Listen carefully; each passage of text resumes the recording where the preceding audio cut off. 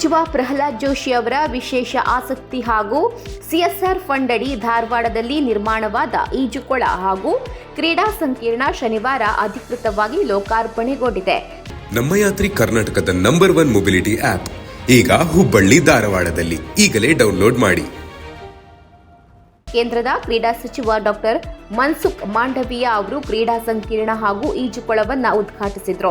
ಕೇಂದ್ರದ ಕ್ರೀಡಾ ಸಚಿವರಿಗೆ ಧಾರವಾಡ ಲೋಕಸಭಾ ಸದಸ್ಯರೂ ಆದಂಥ ಕೇಂದ್ರ ಸಚಿವ ಪ್ರಹ್ಲಾದ್ ಜೋಶಿ, ಸಭಾಪತಿ ಬಸವರಾಜ ಹೊರಟ್ಟಿ, ಶಾಸಕರಾದ ಅರವಿಂದ್ ಬೆಲ್ಲದ್, ಎಂಆರ್ ಪಾಟೀಲ್, ಪ್ರದೀಪ್ ಶೆಟ್ಟರ್ ಕ್ರೀಡಾ ಸಂಕೀರ್ಣದ ಕಾಮಗಾರಿ ನಡೆಸಿದಂಥ ಸ್ವರ್ಣ ಗ್ರೂಪ್ ಆಫ್ ಕಂಪನಿಯ ಎಂಡಿ ಡಾಕ್ಟರ್ ಸಿಎಸ್ವಿ ಪ್ರಸಾದ್ ಸೇರಿದಂತೆ ಅನೇಕರು ಸಾಥ್ ನೀಡಿದರು.